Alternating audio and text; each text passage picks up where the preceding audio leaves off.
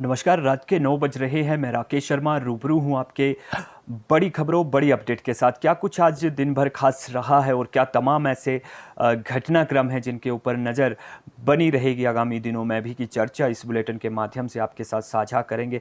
Bulletin की शुरुआत headline के साथ करते हैं और स्कूलों की छुट्टियों पर घमासान शुरू हो गया है। किस तरह का ये घमासान मचने वाला है आगामी दिनों में, इसकी बात करेंगे, क्योंकि बरसात का दौर शुरू हो गया है और इस दौर को देखते हुए अब अध्यापकों और अभिभावकों को, खास तौर पे अभिभावकों की बात करेंगे, क्योंकि अभिभावकों को ये गवारा नहीं है कि उनके जो बच्चे हैं वो आगामी दिनों में स्कूल जाएं। और पूरा मामला क्या है, किस तरह से अब आवाज़ उठने लगी है, क्योंकि बरसात का जो मानसून का जो शुरुआती हफ्ता गुजरा है उसने भारी नुकसान उस की वजह से फिलहाल हिमाचल को हुआ है। इसकी चर्चा करेंगे। इसके साथ ही 8 शिक्षकों को कारण बताओ नोटिस भेजे गए हैं और कारण बताओ नोटिस किस आधार पर भेजे गए हैं, क्या इसमें जिक्र है, किन बातों का उल्लेख जो है वो नोटिस में किया गया है, अब किस तरह के जवाब इन शिक्षकों को देने होंगे, इसकी भी चर्चा आपके साथ साझा करेंगे।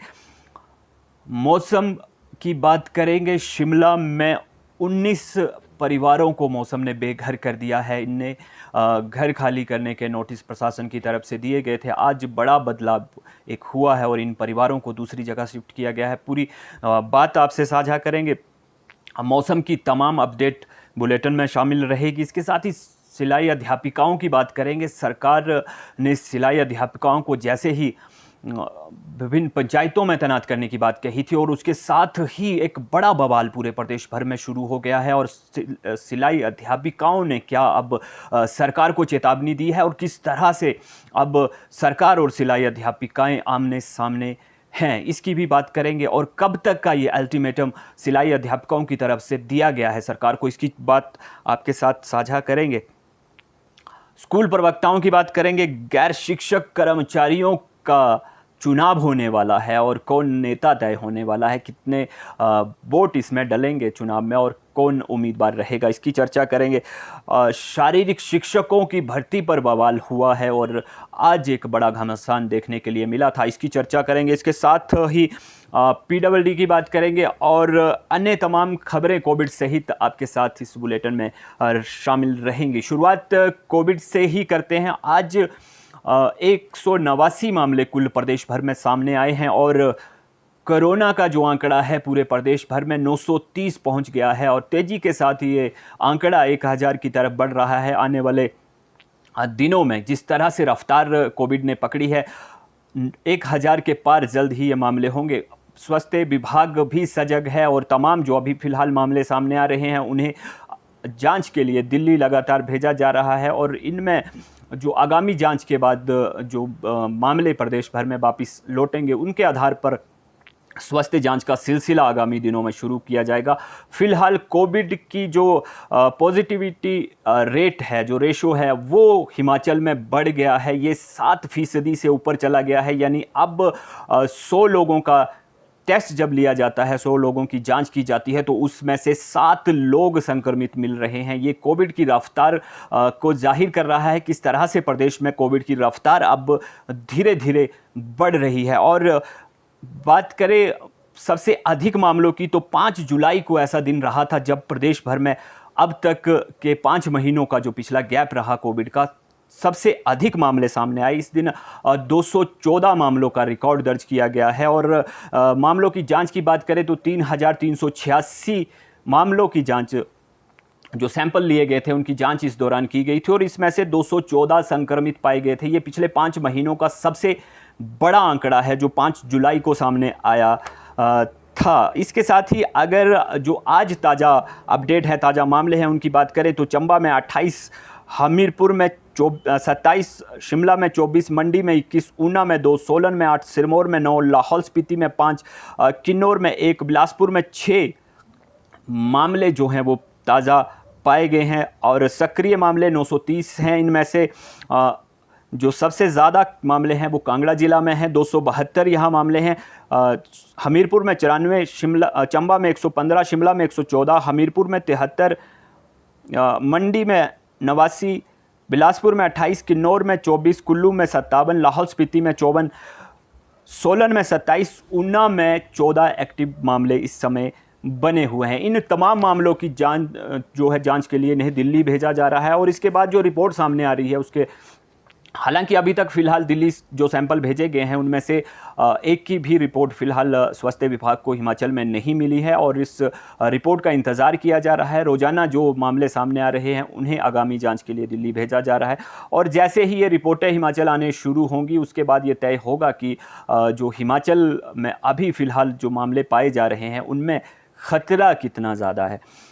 बात मौसम की करते हैं। मौसम विभाग ने 11 जुलाई तक येलो अलर्ट की जो संभावना है वो जताई है, लेकिन इस दौरान भारी बारिश की चेतावनी दी गई है और अब तक जो बारिश हुई है वो सामान्य के मुकाबले 57% अधिक बताई जा रही है। मौसम विभाग की माने तो लगातार जो बारिश का क्रम है वो जारी है और आने वाले 11 जुलाई तक ये क्रम यूं ही जारी रहेगा। अब तक नुकसान की बात करें तो पिछले 9 दिन में 53 लोगों की जान जा चुकी है। आज भी जो ताज़ा पिछले 24 घंटे हैं उस दौरान 4 लोगों की मौत मौसम की वजह से कहीं ना कहीं पूरे प्रदेश भर में हुई है और कुल जो आंकड़ा है मौत का अभी पिछले 9 दिन का वो 53 पहुंच गया है। ये एक बड़ा आंकड़ा अभी फ़िलहाल निकल कर सामने आ रहा है और इसके साथ ही जो ताज़ा 4 लोगों की मौत हुई है उनकी बात करें तो ऊना में 2 लोगों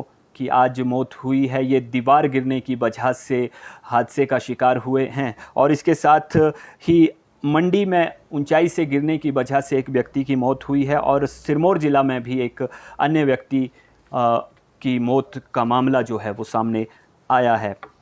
बात शिमला ज़िला की करते हैं। यहाँ 19 परिवारों को मौसम की वजह से बेघर होना पड़ा है। इन परिवारों को प्रशासन ने दूसरी जगह शिफ्ट कर दिया है, दूसरी जगह बदल दिया है। ये जहां जिन घरों में रह रहे थे वो खतरे की जद में आ गए थे और इस वजह से जो नुकसान है वो कहीं ना कहीं हो सकता था और इसकी संभावना जताई जा रही थी। लगातार ये लोग प्रशासन के संपर्क में थे और सुरक्षित जगह की मांग प्रशासन से कर रहे थे। आज प्रशासन की जो टीम थी वो मौके पर पहुंची और इन्होंने इन परिवारों को अलग जगह ठहराया है और इसमें अगर बात करें तो 3 भवन हैं जिन्हें खाली करवाया गया है। इसमें आशीर्वाद भवन है, इसमें 6 परिवार रह रहे थे और 6 परिवारों के 20 सदस्य इस भवन में थे। इसके साथ ही मुन्ना लाल भवन है, यहाँ 7 परिवारों के 15 लोग रह रहे थे। इसके साथ ही बसंत कॉटेज है, यहाँ 6 परिवार के 20 लोग रह रहे थे। मशोबरा के तीनों ये भवन है और इन्हें इन तीनों भवनों से निकाल करके पंचायती राज प्रशिक्षण संस्थान मशोबरा और एग्रीकल्चर मैनेजमेंट ट्रेनिंग सेंटर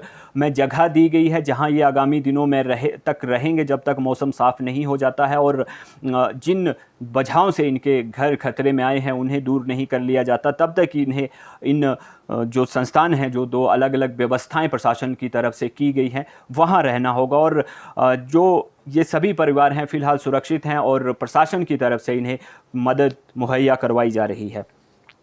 आज शिमला में अलग अलग जगह पे भूस्खलन की जो खबरें हैं वो निकल कर के सामने आई है और इसमें एक गाड़ी के दबने का भी समाचार है। यानी भूस्खलन का जो सिलसिला शुरू हुआ है, पिछले कल भी एक बड़ा घटनाक्रम जो है वो सामने आया था, एक बच्ची की मौत हो गई थी और अब ये लगातार जो सिलसिला है वो फिलहाल बना हुआ है।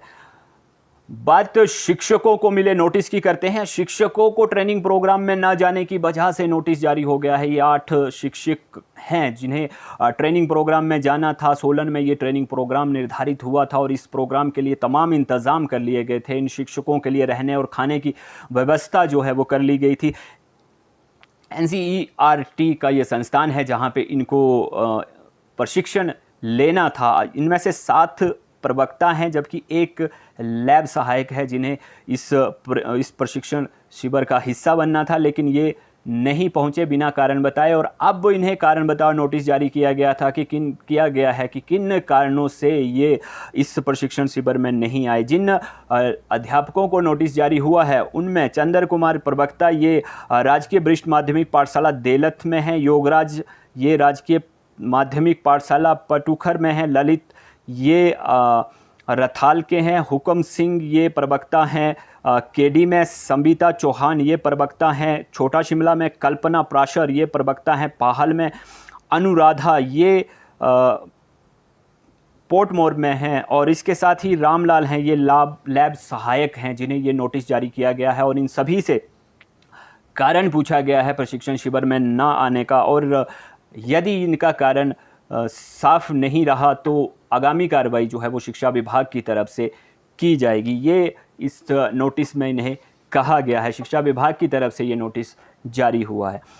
बात सिलाई अध्यापिकाओं की करते हैं, क्योंकि सिलाई अध्यापिकाओं का बखेड़ा ठीक उस वक्त खड़ा हो गया है जब पंचायतों में इन्हें तैनात करने की बात कही जा रही थी। कई जिलों में इनके ऑर्डर भी हो चुके हैं कि पंचायतों में जाकर के अब ये पंचायत सचिवों का कार्यभार संभालेंगी, लेकिन इससे ठीक पहले अब सिलाई अध्यापिकाएं पूरे प्रदेश भर में नाराज हो गई हैं और सरकार के ठीक आमने सामने ये आ चुकी हैं। इनका कहना है कि जो इन्हें वेतनमान दिया जा रहा है उसके आधार पे जो ये कार्य कर रही हैं वो अधिक है और 22 जुलाई तक का इन्होंने समय दिया है। 22 जुलाई तक इनके लिए पॉलिसी निर्धारित हो जानी चाहिए। अगर 22 जुलाई तक पॉलिसी नहीं बना पाती है सरकार तो 23 जुलाई से ये तमाम जो अध्यापिकाएं हैं ये हड़ताल पर चली जाएंगी, ये इन्होंने कहा है। और ख़ास तौर पे पंचायती राज विभाग की बात करें तो इन्हें सचिवों का कार्य इन पंचायती राज विभाग में सौंपा गया है, क्योंकि जिला परिषद के जो तमाम कर्मचारी हैं जो जिला परिषद से जुड़े हुए हैं उन्होंने हड़ताल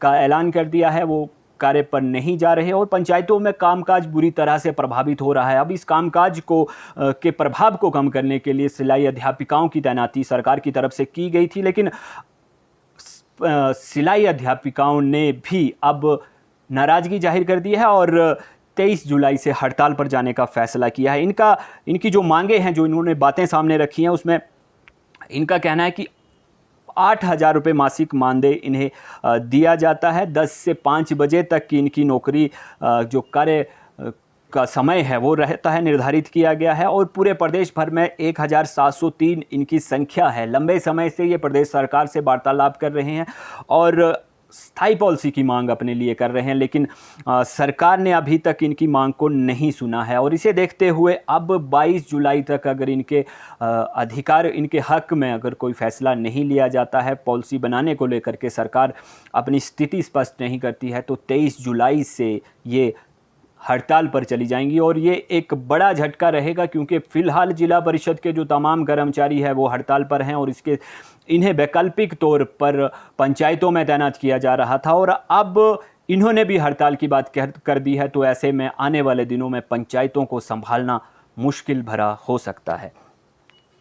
बात स्कूल प्रवक्ताओं की करते हैं। स्कूल प्रवक्ताओं ने इनिशियल स्टार्ट 47,000 रुपये करने की मांग उठाई है। पंजाब की तर्ज पर ये इस मांग को सरकार के समक्ष रख रहे हैं। इनका कहना है कि जो इस समय इन्हें प्रदान किया जा रहा है वो 43,000 है। इनिशियल स्टार्ट इन्हें 47,000 चाहिए, क्योंकि पंजाब, हरियाणा और उत्तराखंड में वेतन आयोग की सिफारिशें जो हैं वो जो वहाँ पे लागू हैं वो सिफारिशों को हिमाचल में लागू किया जाना चाहिए और 47,000 जो इनिशियल स्टार्ट है वो प्रवक्ताओं को मिलनी चाहिए। ये इन्होंने मांग सरकार के समक्ष रखी है और ये चाह रहे हैं कि इस मांग को सरकार सुने और जल्द से जल्द इसे पूरा किया जाए।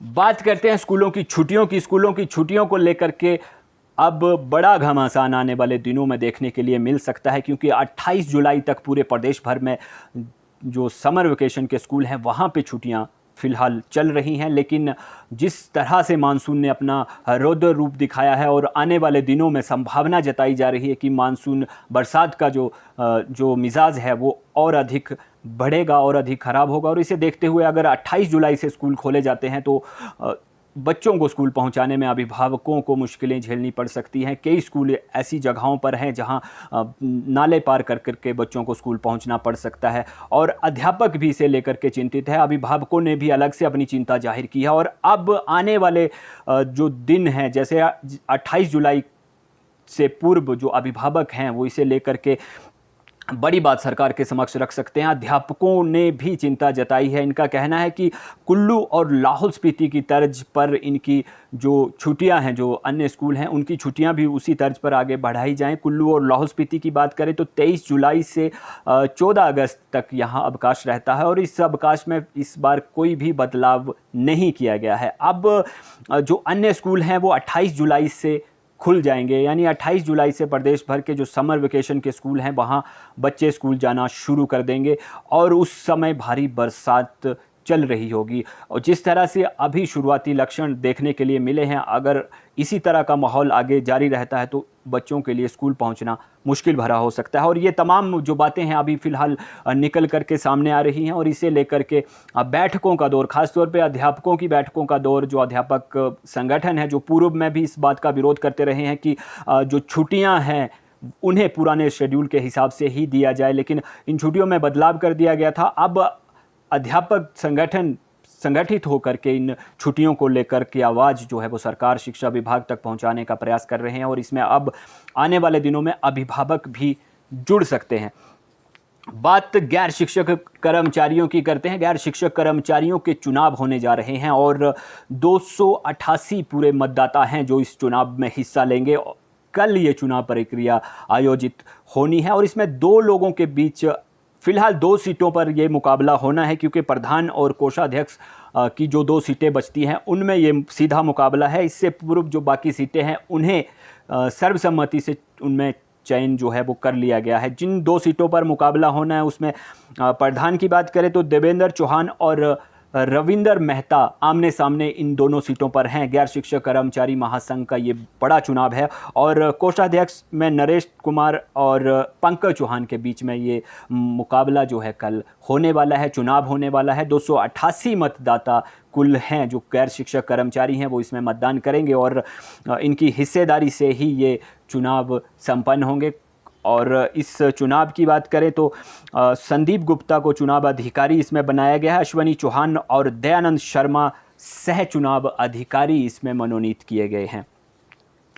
शारीरिक शिक्षकों की भर्ती को लेकर के बड़ा बवाल हुआ है और इसमें प्रदर्शन पर उतर आए हैं शारीरिक शिक्षक। इनका कहना है कि इनकी भर्तियां नहीं हो पा रही हैं लंबे समय से और पूरे प्रदेश भर में 2000 पदों को भरने की जो घोषणा की गई थी उसे प्रदेश सरकार पूरा नहीं कर पाई है। इस समय पूरे प्रदेश भर में जो पद खाली चल रहे हैं उन्हें भरने के लिए प्रयास नहीं किए जा रहे हैं। इनका कहना है कि मुख्यमंत्री के गृह जिला में भी 481 पद इनके खाली हैं। इसके अलावा कांगड़ा में 212, बिलासपुर में 120, ऊना में 68, सिरमौर में 124, कुल्लू में 93, सोलन में 212, लाहौल स्पीति में 23 पद इस समय खाली चल रहे हैं और इन पदों को भरने के लिए सरकार को जल्द से जल्द कदम उठाने चाहिए। बात लोक निर्माण विभाग में JOAIT भर्ती की करते हैं। यहाँ 3 पदों पर भर्तियाँ आयोजित कर ली गई हैं। करुणामूलक आधार पर ये भर्तियाँ हुई हैं और तीनों की आवेदकों की जो नियुक्ति है वो धर्मशाला के अधीन की गई है और इसमें इन्हें इकलौते बारिश और मूल हिमाचली का प्रमाण पत्र प्रस्तुत करना पड़ा है। जिन 3 आवेदकों की भर्ती इसमें की गई है करुणामूलक के आधार पर, उनकी बात करें तो अरुण कुमार पुत्र स्वर्गीय बालक राम निवासी जयसिंहपुर ये एक, अभिनंदन शर्मा पुत्र स्वर्गीय छज्जूराम निवासी जसवां कांगड़ा ये दूसरे हैं, जबकि सुरेंद्र कुमार पुत्र स्वर्गीय अमर सिंह निवासी भरमौर ये तीसरे हैं जिनकी JOAIT में भर्ती PWD में हुई है। और इसमें इकलौते बारिश और हिमाचल मूल प्रमाण पत्र यानी हिमाचल के ही रहने वाले हैं, इसका प्रमाण पत्र इन्हें देना होगा। पंप ऑपरेटरों की बात करते हैं। जल शक्ति विभाग में तैनात पंप ऑपरेटरों का कहना है कि उन्हें वेतनमान में नुकसान झेलना पड़ रहा है। 2016 का जो ग्रेड पे है उसमें 2400 के बजाय 2400 से घटकर ये 1900 पे पहुंच गए हैं। 500 का नुकसान इन्हें ग्रेड पे में हुआ है। इनका कहना है कि ग्रेड पे का नुकसान इन्हें 2006 में जो पॉलिसी बनी थी 1996 के बाद जो 2006 में पॉलिसी तैयार हुई उसके आधार पे ये नुकसान झेलना पड़ रहा है, क्योंकि 2006 से पहले पटवारी, क्लर्क, फॉरेस्ट गार्ड, कंडक्टर ये सभी एक ही समयोजित श्रेणियों में थे, लेकिन इसके बाद 2006 में पंप ऑपरेटरों को अलग कर दिया गया, इन्हें हटा दिया गया और उसका खामियाजा अब यहाँ चल करके इन्हें भुगतना पड़ रहा है। बात हथियारों की करते हैं। हथियारों के लाइसेंस रिन्यू करवाने के लिए अब जिला मुख्यालय के चक्कर नहीं काटने पड़ेंगे। SDM उपमंडल स्तर पर ही हथियार जो हैं वो उनके लाइसेंस रिन्यू हो सकेंगे। ये प्रदेश सरकार की तरफ से फैसला किया गया है और तमाम जो SDM हैं उन्हें ये शक्तियां दे दी गई हैं कि वे अब उपमंडल स्तर पर ही जो लाइसेंस हैं उन्हें रिन्यू कर सकें। और लाइसेंस रिन्यू की बात करें तो 5 साल के बाद ये जो बंदूक के लाइसेंस हैं जो सुरक्षा के तौर पर ली जाती है, उन्हें 5 साल के बाद रिन्यू करवाना पड़ता है, ये दोबारा से उनके लाइसेंस को अपडेट करना पड़ता है और 2600 रुपये जो फ़ीस है वो निर्धारित की गई है। और इससे पूर्व जो लाइसेंस रिन्यू होते थे उसके लिए जिला मुख्यालय निर्धारित किए गए थे, अतिरिक्त दंडाधिकारी इसके लिए चिन्हित थे, अतिरिक्त दंडाधिकारी ही बंदूक के जो लाइसेंस थे उन्हें रिन्यू कर सकते थे। लेकिन अब एसडीएम स्तर पर भी ये लाइसेंस रिन्यू हो पाएंगे और लोगों को मुख्यालय, जिनके पास लाइसेंस हैं उन्हें मुख्यालय आने की ज़रूरत नहीं पड़ेगी। हिमाचल की बात करें तो हिमाचल में बंदूक के लाइसेंस बनाने का क्रेज़ पिछले कुछ दिनों में इस तरह से बढ़ा है कि मार्च तक का जो आंकड़ा विधानसभा में भी प्रस्तुत किया गया था, 7,000 से ज़्यादा आवेदन बंदूक के लाइसेंस बनाने के लिए आए थे और उसमें से 5,000 लाइसेंस जो है वो मार्च तक बनाए जा चुके हैं। यानी साल के पहले 3 महीने में ही 5,000 लाइसेंस नए जारी हो चुके हैं। पुलिस भर्ती पेपर लीक मामले में एक और चार्जशीट दाखिल हुई है। इसमें 61 आरोपियों के नाम शामिल हैं। ये स्टेट सीआईडी ने चार्जशीट दाखिल की है, जिन 61 लोगों को इसमें शामिल किया गया है उसमें 21 बिचौलिए हैं, 3 उनके जो अभिभावक हैं और इसके साथ ही 37 आवेदक हैं जिनके नाम इसमें शामिल हैं। और अब इस चार्जशीट के आधार पर आगामी कार्रवाई की जाएगी। ये दूसरी चार्जशीट है। इससे पहले कांगड़ा में एक और चार्जशीट दाखिल हुई थी, इसमें 91 आरोपियों के नाम शामिल थे और अब ये दूसरी चार्जशीट स्टेट सीआईडी की तरफ से दाखिल की गई है। अपराध जगत की बात करते हैं। नशा तस्करी के आरोप में एक महिला को गिरफ्तार किया गया है। इस महिला से 2,59,000 रुपये नकद बरामद किए गए हैं और अब पुलिस इस महिला से बरामद राशि को इनकम टैक्स के हवाले करेगी और इनकम टैक्स में इसकी जांच होगी ये राशि कहां से आई। इस महिला की बात करें तो शिमला से ये संबंधित है महिला और 2021 में चिट्टा तस्करी के आरोप में इस महिला को पहले भी गिरफ्तार किया जा चुका था, लेकिन बाद में जमानत पर इसे छोड़ दिया गया। फिलहाल पुलिस इस मामले की जांच कर रही है, क्या इस मामले में निकल करके सामने आता है और इस महिला के तार कहां तक जुड़े हुए हैं, इसका खुलासा आने वाले दिनों में होगा। फिलहाल अभी तक के लिए इतना ही।